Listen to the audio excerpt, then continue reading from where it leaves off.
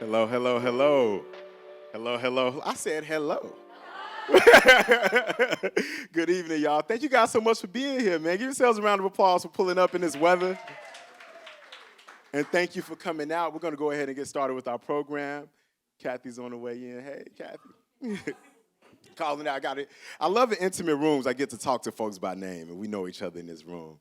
Yeah, grab a drink, grab a seat, and go ahead and get comfortable as we get ready for this dynamic conversation we're about to have. I want to welcome you all to Bridging Generations, a dialogue between pioneers and the press of tomorrow. This is a special event that we're using to mark the 30th anniversary of YR.Media and the grand opening of our new hub right here in Chicago. Yes, yes. And as you know, you are the privileged champions of YR.Media. So thank you so much for being with us tonight. I'm honored to be before you for this momentous occasion. And I want to send a heartfelt thank you to each of you for joining us. And this wouldn't be possible without the generous support of our sponsors, the dedication of our team, and those young people that are just in the other room there as well. Tonight, as we celebrate 3 decades of YR.Media's impact, I'm going to address a few important questions about the media, facilitated by seasoned journalists and rising talents that are representing the future of our industry. Why this conversation is so important is because with change sometimes comes discomfort, right? The industry is changing and innovating, and there are gaps sometimes between the generations. And so we're going to explore those gaps, those challenges, and hopefully bridge some of those gaps with this conversation.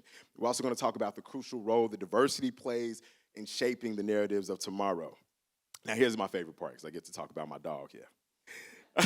Our conversation is going to be expertly guided by a remarkable moderator, someone who has been deeply ingrained in the pulse of the media landscape, the CEO of YR.Media, Kyra Kyles. Now, let me remind y'all about how dope my Gemini sister is. Prior to joining Gemini Gang,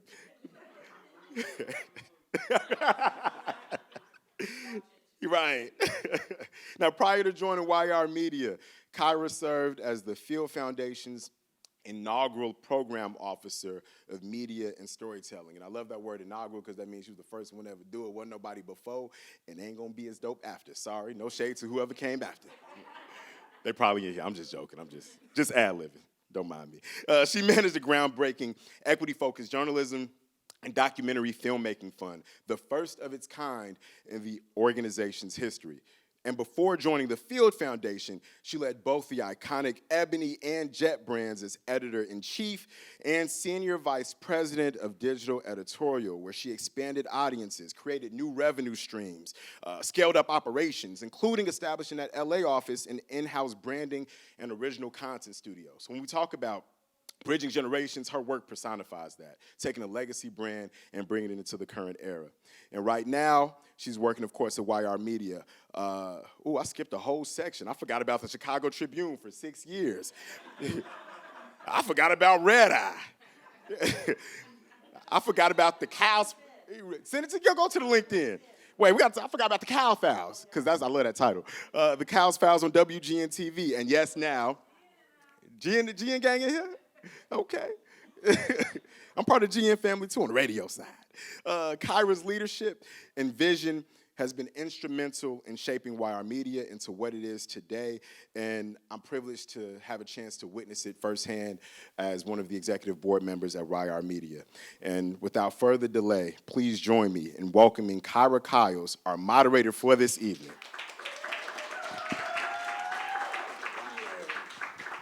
That's right. There's Gemini set tripping everywhere that I go. You know, that's just the way that it goes. Thank you so much for being here. I know we are a little bit behind, and I apologize to our friends in Zoom land for that. So I may condense things a little bit, but I do want to thank Pivotal Foundation, who is the partner that allowed us to be here in this space right now. We had a vision for taking what we're doing, the magic in Oakland, and bringing it to Chicago. I had a personal stake in that as a Chicago native. Beverly represent. Do I have any Beverly in that? Okay. Not really. Come on, Cozy. So I got to hear somebody say Beverly. So we had this vision, wanted to bring it here because we have paid career opportunities for young people. They get learning stipends. They're actually next door. We probably blowing their concentration right now, and they may come in, when they're done with their classes. But Pivotal Foundation really saw that and believed in us. Another organization that really supported us was Crank Start. I just mentioned to them that we were interested in going into Chicago physically. We had it virtually through the great work of Kathy Cheney, award-winning journalist, standing in the back. She happens to be another Gemini, but I'm just saying. So I want to thank them. Also, Simon's Foundation, MacArthur Foundation. These are just some of the people that have poured into us, believed in what we're doing, understand that it is important to pay young people for the work that they do and value them and really give them like the tools because they can do it. They don't need us to do it for them, but you have to give them the platform, and that's what YR.Media does, and that's why I felt very bad about moving to Oakland and not having something like that here. So thank you, and a round of applause for all of you for braving the cold to come here today. All right, I wish I had some, I don't even know what sport it is. What sport is it where they burst out of the paper and come running up to the stage? Which one? Okay, I thought they did in basketball too. Okay, Brandon, well, your job is obviously safe. So I want to bring up our panelists, and we're just going to sit on down up here. So first, I would like to bring one of my favorite human beings in the world. All of you are my favorite human beings, but L'Oreal Thompson Payton. Come on up. Now, I'm going to bridge it a little bit, so don't be mad at me. Go to their LinkedIn. Sit wherever you want, by the way. Sit wherever you want. So L'Oreal is an award-winning journalist, celebrated author, and an inspiring speaker. And her work has been featured in media outlets including Fortune, Self, and Essence. And on top of that, she just released an amazing book, which I have read twice, and it's called Stop Waiting for Perfect, Step Out of Your Comfort Zone and Into Your Power. And I call it the antidote to imposter syndrome. Yes, thank you. Next up, a man who does not have to worry about me ever taking his job in life, Brandon Pope. Come on. Brandon Pope is an award-winning, Emmy-nominated multimedia journalist, anchor, reporter, WCIU TV, CW26 Chicago, WBEZ. He's like me when I was at the Red Eye. I was everywhere. Chicago's NPR station, also teaching TV journalism at Columbia College. So he's pouring into the next generation as we speak. He's a writer for Ebony, contributor at the Sun-Times, Revolt on YR.Media, of course, and his work has included coverage of the 2012, 2016, and 2020 presidential elections, the London Olympics, the Indy 500. I promise you he never saw me there, but give it up for Brandon. Let me get out your way. Yeah, laugh if you want to. I am the worst at sports journalism. Okay. And last but never least, one of our YR.Media contributors, one of my favorites that I read constantly, because I'm learning too, Noah Johnso. Please step up. So Noah is a prolific contributor to us. Thank you to Kathy for introducing us. And he currently works as a staff writer for, say it for me, is it YR.Media? Okay, I didn't want to embarrass us up here. And it's an executive advancement firm. And there he helps diverse leaders advance their career by telling their stories, including the lessons that they learned on their way to success. Prior to that, Noah's professional journey has included bylines for the Chicago Sun-Times, the Star News in North Carolina, the Chicago Reporter, and Governor State University. And this is my favorite part about him. As a self-described young professional, only a few years into his career, he says the only expertise he thinks he has is maintaining a willingness to listen, keeping an open mind, questioning his assumptions, and asking the right questions. I love that. Humility is beautiful, is it not, y'all? Yes. Let's cheer for humility. All right. So I'm going to go ahead and sit on down, take my seat here. All right, and so we will have me asking questions, but I like to share the wealth, so we will also have you asking questions, please. So do start thinking of them as we're talking. And then our Zoom friends, I hope you all are still with us. I'm sorry, we were having a good time. It's a vibe in here. Please, send your questions through the chat, and we will be sure to get to you. But I want to start by asking some questions. And of course, this is a conversation, so please feel free to jump in, even if I don't say your name, okay?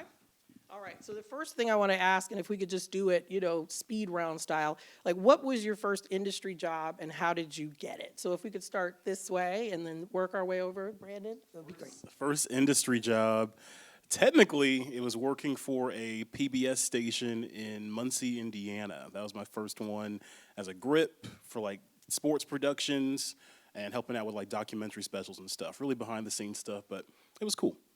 So, Maria? My very first one was an unpaid contributor role to Girls Life magazine, a continuation of the internship that I had my senior year of college. But my first paid one was the general news reporter for my hometown newspaper, and covering everything from county council meetings to the farmer that grew the largest watermelon. It's very rural, y'all. I'm from Baltimore, so. Right? Yeah, my first role was in Wilmington, North Carolina, where I was a government reporter. I really had a lot of people who supported me right out of college, even though it was the pandemic and everybody struggled. But I feel like as a result of the people that were in my corner, I was able to get enough practical experience to allow that to have someone want to hire me, I guess. And yeah, I covered growth and development. The region was one of the fastest growing in North Carolina at that time, so they needed someone to come in and document that, so that was me. All right, now this is one of the fun ones because I remember I'm not going to jump in it because I'm in moderator mode today, everyone, moderator mode. I'd like to ask L'Oreal and Brandon first, and then, Noah, I'd like to get your perspective, from more of the entering the field. What was the definition of objectivity when you started your career, and how would you define it now? All right. It was very journalism 101, right? Like, you have to be very neutral. You can't have an opinion, can't show any bias, very, stern and just kind of, reporting out the facts. And as I've evolved as a reporter, especially my time with you at Jet and Ebony and seeing, the Black Lives Matter movement as it was starting, and even recently with the pandemic, that's not always, you can still do good journalism without having to be neutral. The personal is political, so it's impossible for me as a Black woman to separate the two. That does inform everything I do and what I write and how I move about the world.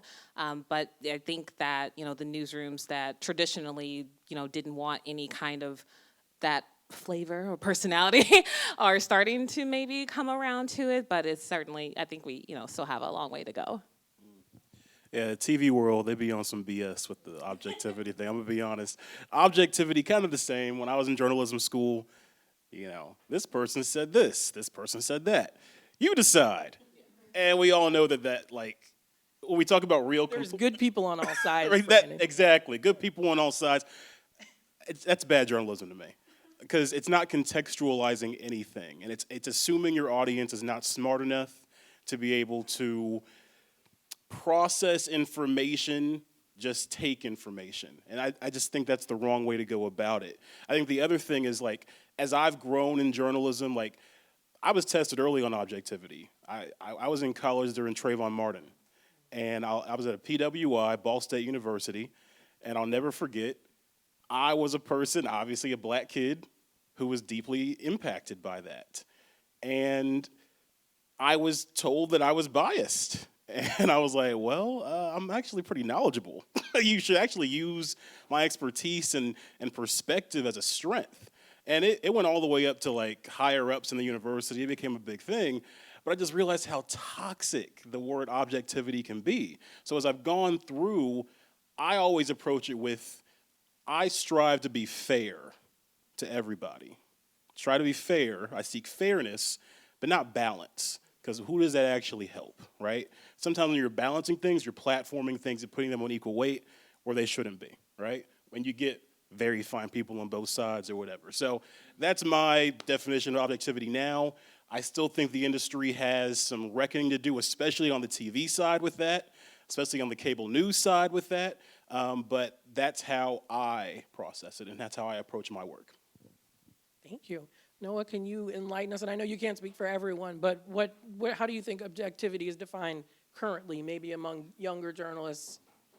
Sure, yeah. I think a lot of people in my generation came of age with so many perspectives that they had access to just with their phones. And I feel like the proliferation of social media and those resources have really made a lot of people in my generation feel like there's so many voices that it's difficult to find our own in the beginning.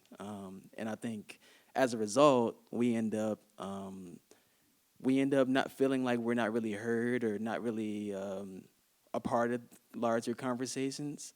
But I think that's why you see so many people in my age group trying to stand out and raise their voices in their own ways.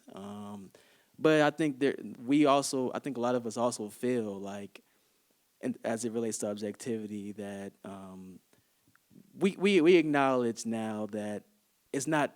I don't really think anyone here can be completely objective. We all have our own unique experiences. And it's all documented from the things that we've grown up having access to. So I think now we're a lot more comfortable with owning what we know we believe in and advocating for those things. Thank you. Now, this one's for Brandon. I worked in TV for a little minute, and I remember being on the station, and some woman called up and said that I was confusing her because there was another, quote, black girl, and I needed to do something with my hair, or she needed to do something with hers so that we could be distinguished. Now, mind you, beautiful woman, but she was not anything like me. She was a foot shorter, hair all the way down her back. You know, I was like, really? And my news director actually approached me and asked me if I would consider it. And I'll let y'all guess what the answer was. But anyway, the context of that was, I just wonder, Brandon, in terms of, natural hair, straight hair, appearance, earrings, any distinguishing things that people may still associate with people of color or blackness specifically, like what in the visual medium has shifted and what has not shifted in terms of what's acceptable? I'm clearly an expert on natural hair, so it's more on my face. Right. Yeah. So there has been evolution on the TV side with this, especially when it comes to women and their ability to have their hair be themselves on TV. You have legislation in place like the Crown Act that's helped, but even before that, you had pressure applied by black women in the industry saying, hey, you're going to have to take me as I am, right? I'm excellent, I'm a great writer, I'm a great reporter, and if I have my hair in braids, that should not matter. It doesn't make me less of a credible reporter. And I mean, it seems like a no-brainer move. A lot of the audiences that we are covering are black audiences with diverse hairstyles. And of course, they want to see people who look like them on TV. You would think that this would be an easy thing, right? But for so long, we were just so restrictive. So on the women's side, it's been a great, big shift. And I think most black women in the industry that you talk to would say it's embraced, even though there are still some outliers out there, some people who are stubborn, older in the industry types who push back on it, who think everything should be straight hair, curly hair, straight hair, and that's just not the way it's got to be. But people are getting more progressive overall. On the male side, I think you can see that too, especially here in Chicago. You see a diversity in hairstyles. You see people with beards. When I first got into TV, it was a black woman anchor mentor of mine who told me straight up that I should have no facial hair at all. And when she saw that I had facial hair, she was like, listen, I love you, but that's got to go, or else you're not going to get a job. Which was jarring to me, because I was young, I was growing facial hair, I get a little goatee, I'm like, ladies liked it. That's what really matters, isn't it? Right. That's really what mattered. My first news director, he was in South Bend, Indiana. He gave the most awkward, stumbling speech to me about, well, I know how, black people, you like to express yourself. I think that's very important because, expressing yourself, everyone needs to. So I just, and he just really awkwardly just like, do what you want with your hair. And I was like, thank you. He's like, as long as it's managed, as long as it's well maintained. And so from that point forward, when I first started my job, I had facial hair. I was the only person in the market that did. And I kept that thing rocking. And pandemic happened. I think people got a lot more relaxed about facial hair on men with the pandemic. They realized beards are actually cool. And so now I'm able to rock. He does say so himself, y'all. I mean, unbiased. Beards are cool. And I'm able to wear them. So I think we've seen changes. There's still progress to be made. Shout out to Glenn Marshall at WGN. You see him wearing braids and stuff and cornrows. Like, we're seeing progress for sure, but there's still places, smaller markets in particular, where that progress hasn't hit yet, and so we still got to apply that pressure to make sure that happens. Thank you. And Beard Gang, by the way, everybody. Yeah. So I'd move to L'Oreal. So I would like to talk to you about, you're doing all this work. You've done print, digital magazines, newspapers, now amazing author. How easy is it for you to pitch stories that you actually care about or that reflect your lived experience? Do you get pushback from editors like, I don't know who that would relate to? I've heard that earlier in my career, maybe less so now. Just wondering what you're hearing, and especially because you're pitching to these national outlets. Yeah, it's certainly easier now than when I first started. I mean, I have 15 years of experience under my belt, so that certainly helps to make the case. And I was concerned when I left Jet about being pigeonholed as the black writer, right? Like I didn't want, and I thought at the time, naively, that was like a bad thing or that I should aspire to more and larger. And I'm so capable of all of these things. And then as I got older and wiser and more mature, and I'm like, wait a minute, I love this. Like, that is me. That's who I am. Those are the stories that matter to me. I mean, a lot of my content, the stories that I've written, my book even have universal themes of mental health and wellness, parenting, perfectionism, so forth and so on. And at the beginning and the end of the day, I write for Black women and girls because that's who I am. That's who I love. That's who I'm raising, a Black daughter as well. And so those stories are important to me. And I think, thankfully, it's also gotten easier because certain media, to your point, like there's the pockets that don't see the value in these, quote unquote, diverse stories. They're just stories. Like our stories are everyone's stories. But some editors are starting to see the value in that. And so it's been a little bit easier to pitch those stories because they recognize that there's a market for it, that these stories matter, and that people want to read them. Excellent. Well, thank you. I would love to move to Noah to ask about your writing about workplace issues, offering guidance, and it's information that would be helpful, to anyone. Like I said, I've caught some gems, time to time. Like, okay, Noah, lay it out. But what is your a two-parter? So what's your inspiration for your workplace topics? And then the second part of that is we're talking about pigeonholing or, people looking at you in certain contexts. How does, if it does, being a Black journalist affect how you approach those topics? Sure, yeah. Well, I really try to approach my writing through the lens of someone who's just genuinely curious about things. And if I'm running into a problem this week, you might find it in a column this week. You know what I mean? And I think I've always, the reason I started writing in the first place was really just to really examine my own thoughts and my life and try to find ways to improve in different ways. So that's really where the inspirations lie. It always starts with the question. Recently, I wrote me and my wife just had a daughter. She's 7 months, and I'm writing about how to balance sleeping to prepare for work and balancing those work responsibilities, knowing you have these other responsibilities. So those are things I still haven't quite figured out, but it's something that I'd love to explore. And to tie it in with the second part of the question. As a Black man who grew up in Dawson, Illinois, and who's also reported in different South suburbs and in Chicago, I've seen a lot of things that our communities face. So I feel like and especially in the South suburbs, because I feel like there's a huge coverage gap in those areas. And I feel like it's really my responsibility to raise my voice when I don't really see that many people doing that. And you might have big organizations come through and talk about Dalton's public officials every once in a while or other South suburbs public officials, but it's not like consistent coverage. So I really saw that and saw an opportunity for me to fill those lanes. So I'm going to stick with you in the hot seat. How do you balance, I think we all feel this kind of pressure. You're in the room, you feel some sort of responsibility to do something and not kind of sidestep because you want to be seen as a full human being and not just defined by skin color or hair texture, those things. How do you balance tokenism and representation? Well, I believe that if we want to have if as a group of people we want to have the strongest solutions or the strongest conclusions, we really do need representation rather than tokenism. I don't think we should have diversity for the sake of diversity. Because I think it's only true diversity if the people in the group have a voice and have that decision-making power to help flesh out some of the conclusions that someone else might not be able to arrive to based off of their own unique experiences. So up to me, I really think that we need true diversity and true representation, and not just for the sake of itself, or to kind of to signal that we're doing something that everybody else is doing. You know what I mean? I think you see a lot of that in TV too. You have these news directors and GMs who, they hire Black faces on TV, but they expect you when they hire you to be quiet, not cause any trouble, just be happy you're there. Just be happy for what you got, you know? Be thankful. Oh, yeah, you're relegated to weekends, but hey, you got the gig.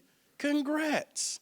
And what has frustrated some people that I've worked for over time is I'm not a face. I'm going to say some stuff. And if I think something is BS, I'm going to say it. So I get labeled as... You're tiptoeing the line of profanity. Let me remind you, our Zoom people going to get you. Talk about BS. You know, what's another word for it? You know, shenanigans, Malarkey. rubbish, Rubbish. malarkey. Yeah. But it's just important to realize that when you are there, you got to be fully yourself and be authentically into that and be willing to, if you need to be labeled as difficult, that's what it's got to be. I got labeled as difficult often. I remember very well my GM saying, "Oh, Brandon, like he likes to argue." No, I don't like to argue. You are just doing a lot of stupid stuff, and I'm going to call you out on it. I'm not just going to go out and do a story that's backwards without you hearing from me about it, right? And so you just have to be willing to make things uncomfortable, embrace the uncomfortability. You got to stand up for yourself. That's the only way that this industry gets better overall, and that's the only way you really get the roles and stories that you actually want too. You gotta be a voice, not just a face, you know. Hey, L'Oreal, tell us about the rubbish you've experienced. The malarkey, the baloney. No, I agree, and there's definitely times where because you also have to kind of play the game too, right? Especially as Black people in media, it's like, okay, I'll be your little diversity hire or whatever, but you still gonna get these Black stories, like whether you like it or not. And that's just, I've grown more comfortable and confident is the key part too throughout my career in owning that and being difficult a lot of times, although I think it has even more of a, I don't know what the word is, a disadvantage or, added kind of being a Black woman, right? Because now I'm angry. There's already a connotation. Yeah, a connotation. So that's definitely, I've tiptoed that line a few times as well, and that's why I'm full-time freelance now. Hello, everybody. So that's a different story for a different day. I would love to talk a little bit about our favorite, diversity, equity, inclusion, and belonging. People love to talk about it up until about, 6 months ago, it feels like. Everybody is happy with the progress now. Like, happy Thanksgiving, we did it. Just so sick of wokeism. Oh, gosh, get so this woke. woke out of here. Right. So what in terms of, on the woke radar, how far do you think we are from our progress? Like, if you had to give, let's just say a percentage, 0 to 100%, where would you, I just want to get a pulse check. We're trying to help the young people coming up. How far do we have to get them to is what I'm asking. So who wants to jump in first? Where are we 0 to 100% on newsrooms that actually look like the communities that they serve? Real talk, no I mean, I'll be honest. Every time we say BS now, I'm going to think of malarkey and just other words to euphemisms. YR.Media was and continues to be the most diverse newsroom I've ever worked in. And on the spectrum of diversity, too. We're not just talking Black and white. We have our Latinx friends, our Indigenous friends, non-binary, trans, et cetera, et cetera, et cetera. The list goes on, and it was so authentic and wasn't forced, and you could feel that. Even though I was remote here in Chicago, I felt it on the meetings and the contributors that we had, and it was just so organic, and I was like, why can't this be everywhere? Like, why can't we have that? So that was like the unicorn in media, I feel like, because most recently coming from the last newsroom where I was at, and one of, I think, 3 or 5 Black women there, we have a long way to go. So even on the percentage, I think it depends on where. As a whole, media itself, maybe 50%, maybe. Because I think the awareness is there. Like, they can't pretend to not know anymore or not care because of everything that happened in 2020. Like, to do that would be completely delulu, as the kids say. Do they say that? Okay. You just gave up your generation by saying it. I know. I'm giving mine up with these pieces of paper. Listen, so it's I'm okay. a cool elder millennial. That's how I feel. Like, but yeah, I think as a whole, we still have a long ways to go. Yeah, I was kind of going along that 49-50 range as well. The George Floyd moment that happened across industries, especially in media, was interesting, but you're seeing some media companies step off of it. You're seeing them lay off those hires first. They're the first ones out the door. In TV, there was a lot of positions for race and culture reporters that popped up, which was great. That was a really big thing. The problem is they put black people on the race and culture beat, and they give them the least resources and the least amount of time. They burn them out, and then no one's covering race and culture because, oh, we tried. We're just going to get rid of it altogether. So progress was made, and then there was a step back, I feel like. And I think that step back has happened recently. And now it just feels like there's like this really nasty pushback, backlash in a sense, to anything that's DEI, anything that's about including other people from diverse backgrounds. And so, yeah, I think we're stepping backwards. So I think maybe we got to maybe a 55-60, but it's all the way back to a 50-49 to me. Yeah. Noah, help us out. What do you think? Yeah, I think what I've seen as someone who works, I haven't been in a newsroom in a while, but as someone who's speaking with leaders from a lot of companies, it seems like even though there has been some progress made and there's still a long way to go, I feel like it's easier now than it was before for people to come forward and say that they're actually caring about these values, even if they're actually not showing it. And I think maybe it was always like that, and I'm just late to the party. But that's certainly what I see right now. I see people who are saying they care about it, but they're not actually doing anything about it. They're not actually investing in it or thinking about diversity from the various dimensions of it. So that's what I'm seeing right now. I want to make sure that I'm keeping my promise to allow others to have questions. I have more. You see all these pieces of paper. You know I got more questions, okay? I didn't even get through them. But I did want to maybe end on, Noah, if you could give this question some thought, and then we'll go to audience questions. How can we be better intergenerational allies? Like, I've always, met wonderful reporters and people. Like, some of them gave me great advice, some a little bit misguided. Like you said, your mentor, she was trying to help you, but really she was kind of limiting you at the same time.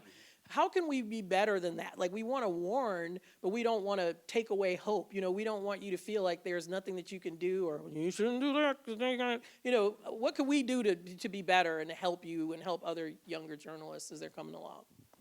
I think what I've found really helpful is when people like you three tell me your story, really. Just tell me what you've been through, what you're seeing, how you've developed, and not to sugarcoat it. And like, tell me the challenges that you're facing, even after you overcome the challenges of an early professional. Just to give someone in my shoes the realization that it's an ongoing process of learning. Because sometimes at this early stage, you run up against these challenges and you overcome it, and you come in this place where something else pops up and you're not really sure what to do, and it's just a mindset change that we need to have. I think a lot of people in my generation, that the challenges will always exist, but there's always a way that we can overcome them, and seeing examples is a really helpful way of dealing with that. Thank you. All right, let's go to some questions. Do we have any in the audience or any digital? Okay, Deb, come on. I think there's a little mic in the back. I can't see because I had LASIK, y'all, but I believe I see a thing. It looks to me like a mic stand. Okay, all right. Hi, Deborah Douglas, Director of the YR.Midwest Solutions Journalism Hub, where we focus on covering responses to pressing social problems. So I would like to, thank you, Brandon. So I said all right, too. Thank you, Kyra.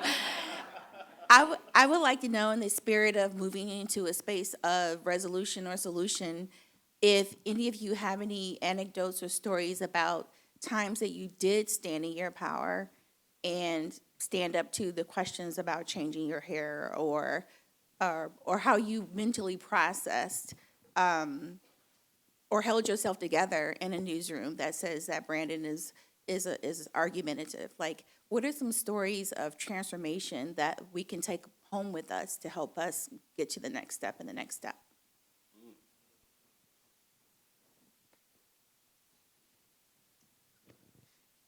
You don't have to name any names. I don't Okay, I was like, whoa! Don't say their names. How do I Just, a person did this. Okay.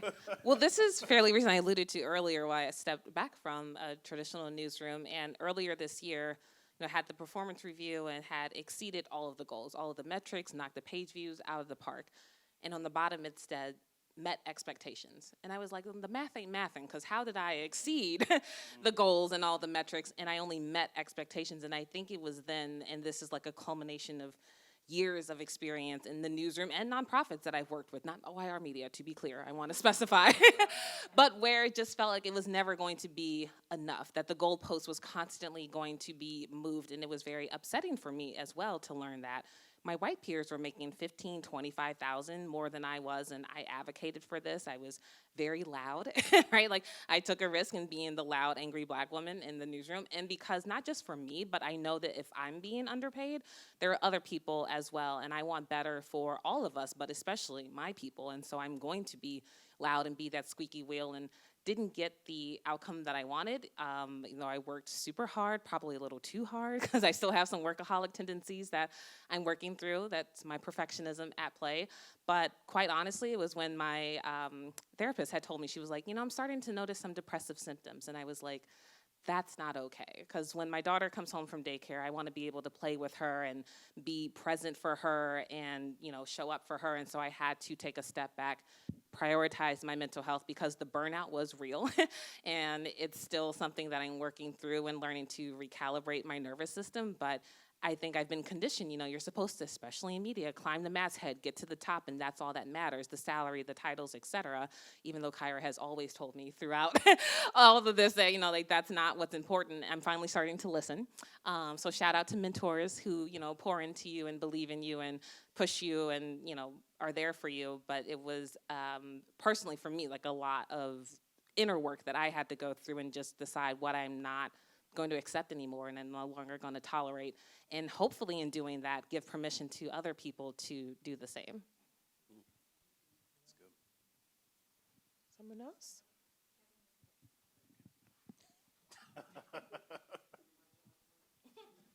Thank you, Kathy.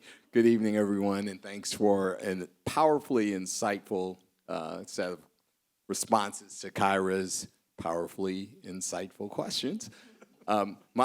My question is with regard to some of the topics discussed.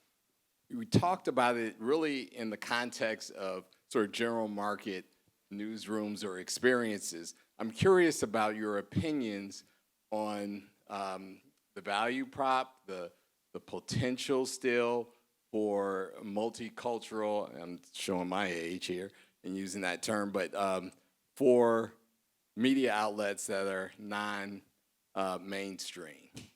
What are your hopes, dreams, expectations about the future of multicultural media?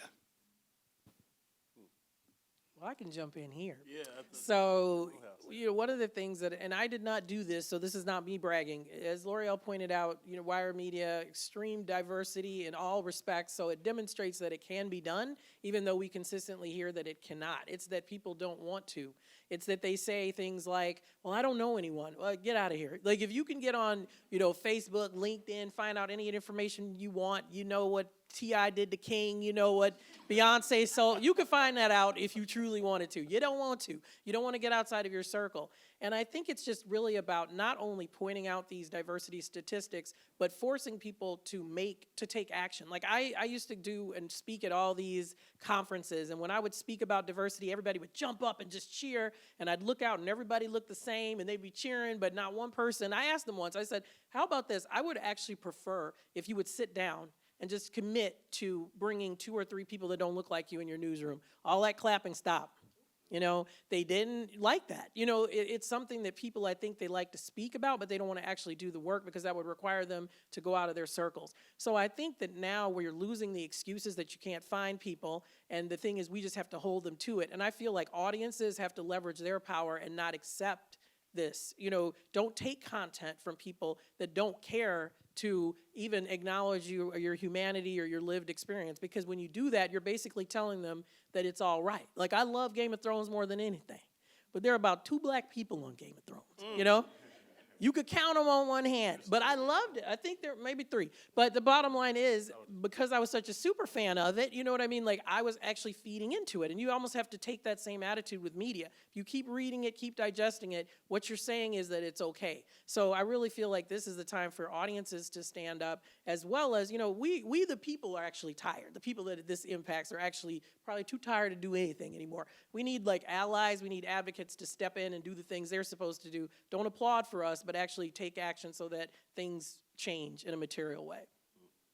Good answer. I'll add that I think there's hope in, you see a lot of organizations move to a nonprofit model. I think that can help a lot of organizations.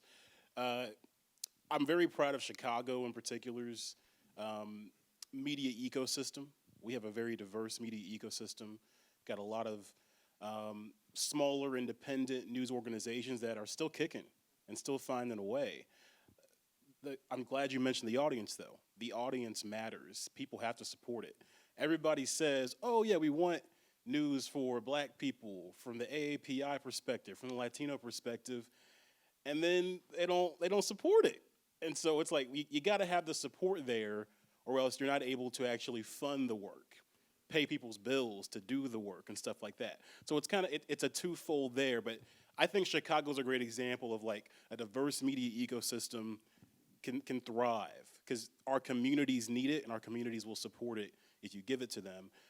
But I'd also say this, and I'm not going to say no names, I'm not going to shade nobody, but there are some media organizations out here that use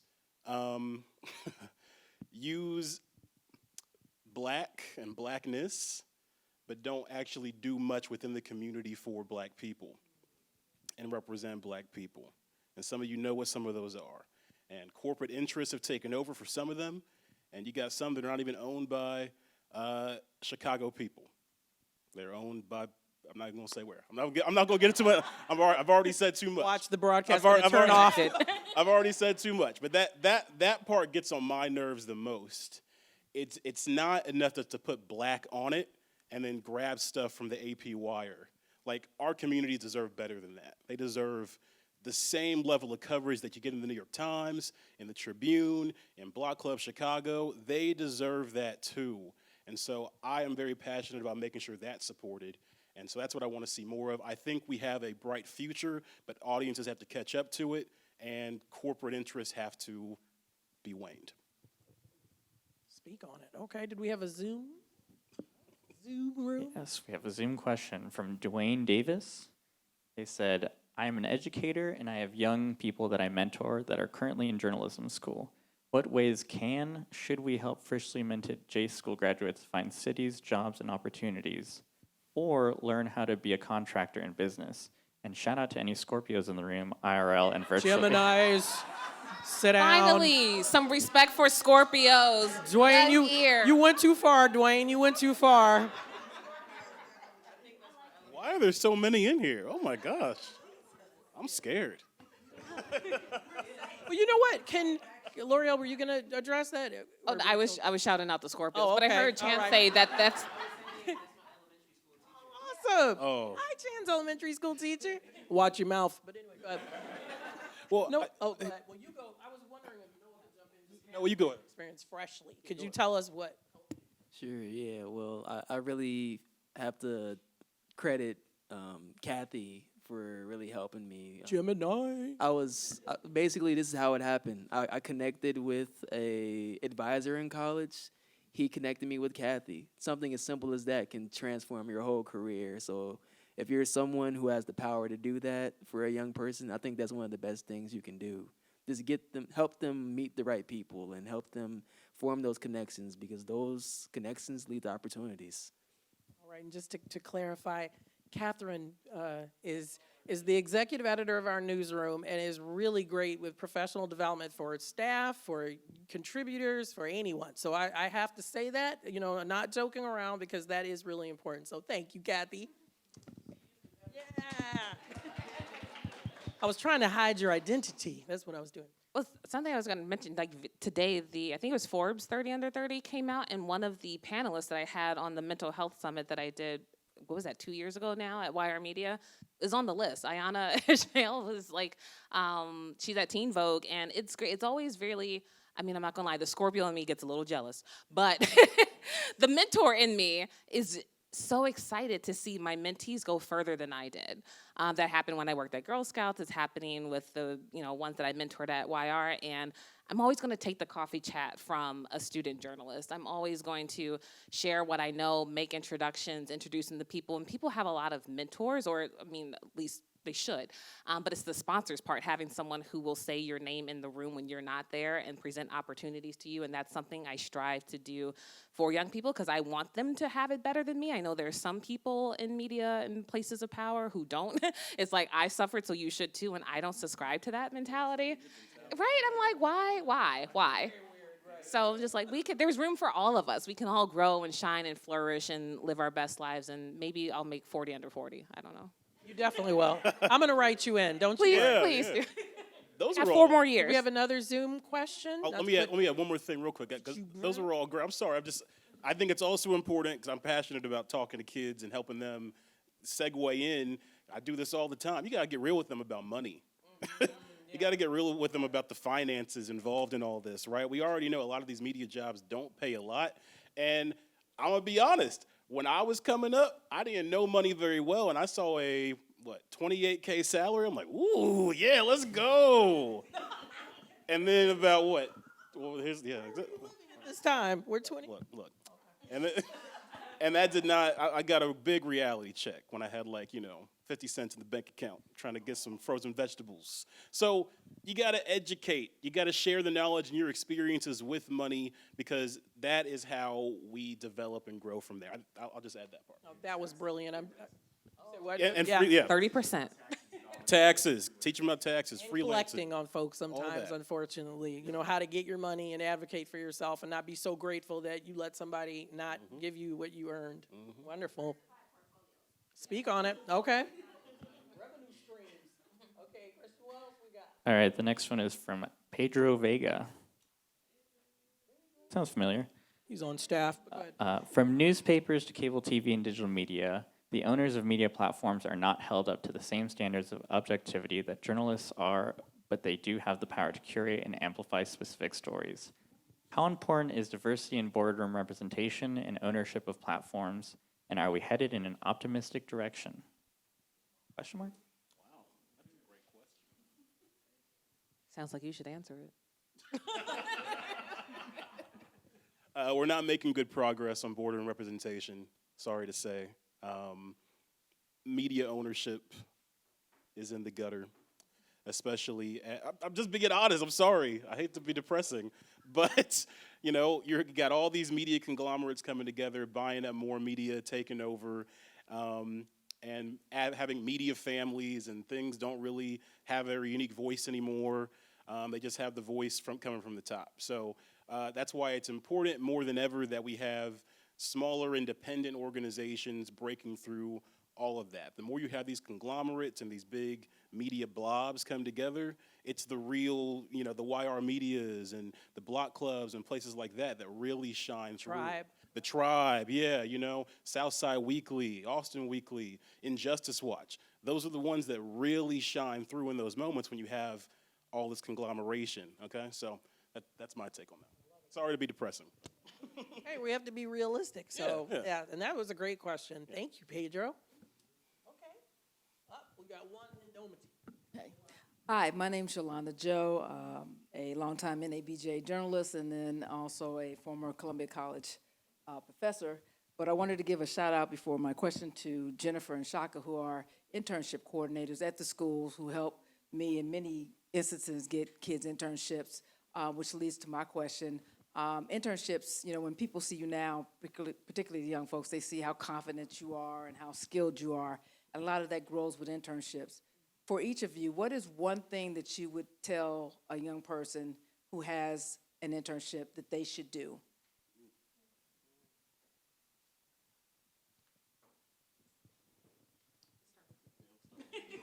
Who are y'all? I'm the moderator here, okay? What is happening? Yeah, I guess I would just say they should really soak up the experience and really make the most out of it by asking as many questions as you can. Internships are one of the most it's one of the rare experiences where you're not high enough to where if you ask a question, they'll look at you like you're stupid, but you're not like low enough to where like you can ask questions. You're at the right plane where you can ask a question and somebody will eagerly tell you. So I think just make sure you ask as many questions as you can and soak up what you can. Yeah, I was definitely going to echo the asking questions. And Jennifer, hi, you don't remember me probably, but we emailed so many times. Oh, thank you. Oh, I love the love.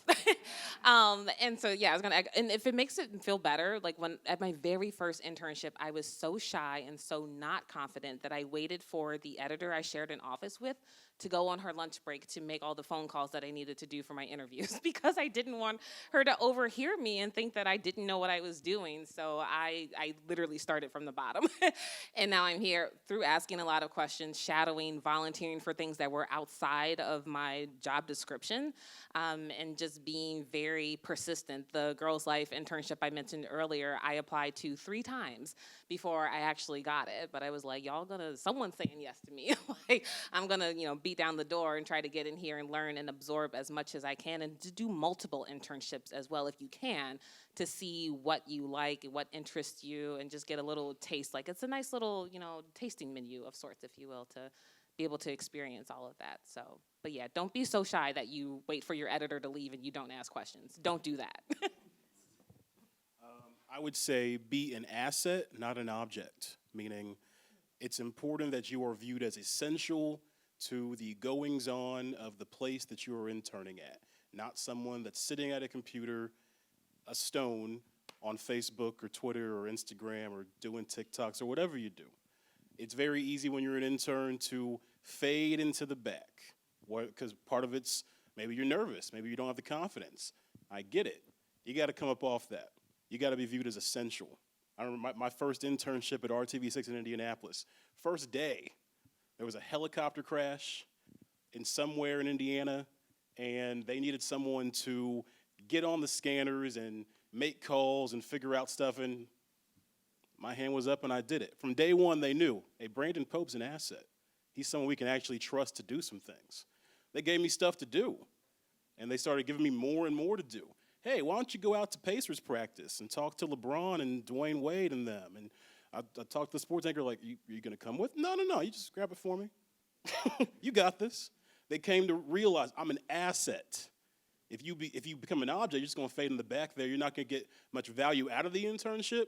You'll be forgettable. It's kind of a waste of your time and their time. So be an asset, not an object. I'm going to twist the question a bit because that's how I do it. I'm going to ask these internship coordinators and creators to please pay young people, especially young people of color, because what you're doing is you're making it so they can't take your internship. We've had situations, and that's why we started to pay stipends for learning for our young people, is because they were choosing between retail and their dreams, and no one should have to do that. Everybody doesn't have generational wealth passed down, especially if you're a person of color, and so I'm going to ask y'all to stop that. Not you all, because you all are amazing. I'm speaking, they know who I'm talking to, the people I'm saying this to, because we even though they know YR.Media has a paid model, and I'm not just using this for ourselves, I have people who still call us, hey, we'll give them experience. And it's like, yeah, well, we give them paychecks and we give them stipends. So until you can match that, you can get out of here. Get your children to do it, because these are not children, these are young storytellers, and that's what we want them to own. So I'm going to give y'all some advice. I hope you heard what I said. Okay. Do we have any more Zoom questions? Or we have a question in the room? Yeah. Oh, yeah, right. I'm sorry. I didn't realize until people introduced themselves. I came up here and never introduced myself. I'm Dometi, and it's good to... It goes without saying. You know what I mean? You're a star. What are you talking about? Dometi.Pongo, guys. Y'all keep blowing my head up and on Fitness Room now. Y'all gotta... But something y'all said earlier, as we think about like how things are changing between generations, made me think of this. Back in the day, and it goes in line with objectivity, a news person wasn't supposed to have a personality, and damn sure wasn't supposed to have a social presence. And I realize how spoiled I am at a platform like MTV, where I can be more of myself online. It's actually kind of encouraged. But even so, I still sometimes post something and be like, babe, you think this is appropriate enough to, to put on that? And so I remember journalists who became TikTok famous A good friend of mine in New York at a really big platform had to leave her role because a news director kept saying, like, tamp it down. And, you know, as I hear how confidently you guys are speaking, is because you guys are in a space in your career where you have leverage. What advice would you give to young people about, in this digital landscape, building their own brands? What advice would you give them while at the same time making sure that they're not making themselves seem unhirable or unprofessional to more traditional mainstream outlets? That's a great question. So what are my two moderators? Who do you select to? Knew that was going to come back and bite me. Well, I mean, as someone who has been told repeatedly to like kind of tone it down and does have a presence outside of when I was working in a newsroom, I mean, I think having your own personal brand as a journalist, as anyone, honestly, in any industry, is a non-negotiable nowadays. Like, media has never been a stable, safe job. It's not like a guarantee. Sort of layoffs happen literally every day in this industry. And so you have to have something to fall back on. You have to have something outside of the title and the outlet where you work, because if that layoff comes, and who are you without that? You know, I encourage young people, build up your social media presence. Professional, of course, but you can still have personality, which I like to think I do most of the time pretty well. So, you know, there is room for personality to show through, and having your own media as well. Like, I have a newsletter that you and Jennifer so graciously subscribe to, because it started honestly as this exercise in consistency where I just wanted to challenge myself. I wasn't blogging as much as I told myself I would because I wasn't getting paid for it. And I was like, who gonna check me? There's no editor. But if I don't send out an email on Wednesday morning at 8 a.m., I guarantee you people are gonna be in my inbox like, are you okay? Like, what's going on? So that accountability helps as well, and it's also now a part of my brand and the podcast and all of these other things, and that contributes to the portfolio. I have been hired for other roles because of the things that I'm doing outside of the traditional 9 to 5. So I think it's a both and not necessarily an either or, but it's like all encompassing that you have to have something outside of the day job and the 9 to 5, because anything can happen at any time. All right. Let's see. I mean, I would just add You did a great job. Yeah, he did. That was immaculate, right? Right. Okay. Did we have? I know we're running low on time. We started a little bit late. Do we have one more, or did we want to? Okay, let's have one more. What you got, Christian? Okay, we have one from Zoom from Anonymous. They ask, Oh, yikes. how do we connect your very definitions of objectivity and teaching media literacy and civic literacy? I mean, well, let me step in for a little second. So I would say, I mean, we definitely want to teach truth, facts. So there's just to make it clear. Yes, media literacy is more tied to knowing, for example, that it's not, I hate to even say what he said, but like fake news, you know, having the discernment, learning, which we just had. Our young people were just having a conversation about media literacy in the other room while we were in here. So at no point is anyone talking about not finding facts and telling the truth. What we're saying is that if there's extremists, if there are people who are obviously bigoted, we're not going to present their information without context as if it's two sides, you know, of a story when it really isn't, you know. So I think that what we're saying is that objectivity, for me at least, used to be what did a white male editor think? And what did he find normal? I'm just going to say it because that's what it was, you know? So I think the difference is understanding that just because there's a prevailing perspective doesn't make that an unbiased perspective. So I would draw a distinction on that. Okay. Drop the mic. Oh, hear that? But not actually. It's probably expensive. I won't, because that would be really bad feedback, but yeah. I think you covered that. Okay. Especially you get in, I mean, yeah. Well, good. I mean, I will say, you know, one thing, we could stay here all night, and I would love to, you know, but I want to first thank this amazing panel, my two co-moderators here in the middle. Noah, who brought, you know, the gems of knowledge, the perspective that we needed to this conversation. Love your work and, you know, continue to be a fan. Thank you to everybody who came out here in this freezing cold. I've been living in California too long. I forgot what was happening. I want to also thank, you know, our YR.Media staff. Raise your hands up. Y'all are amazing. Woo-hoo. Thanks for everything that you do. I want to thank our Midwest Advisory Council who came out to support, also helped to plan this event. Some of them ran away to the bathroom. When they come back, just tell them what I said. And again, want to thank our funders. The last thing I want to say, just two quick things. One, this is also Giving Tuesday. Did you imagine that? It sure is. And you know where I'm going with this. I just want to remind y'all that we cannot break this down for nothing. You know what I mean? Just as we were talking about paid opportunities, that has to come from somewhere. So encouraging you and your networks, think of YR Media, when you're making your generous donations. We have postcards you can share and scan. People online, you can go to YR.Media.org, click that donate, and keep this magic going so that we can actually change the landscape, because we are celebrating our 30th anniversary, but the way we're doing it is we're calling it 30 plus. We want to see what we can do in 30 more years. They said we were at 50%, so we've got a ways to go for progress. So hoping you will do that. The second piece is please send us more young people. We are right now recruiting. We're taking applications. You can go to YRmedia.org/mediaed. The applications are there. If you know someone, in your network, please make sure to get the word out. We do paid opportunities, supports, and I just want to make sure that my Chicago people get what the amazing Oakland people get. So please do spread the word. Again, so appreciative to everyone here, to Dometi, our board member. Lathan Hodge was here, our board member, supporting.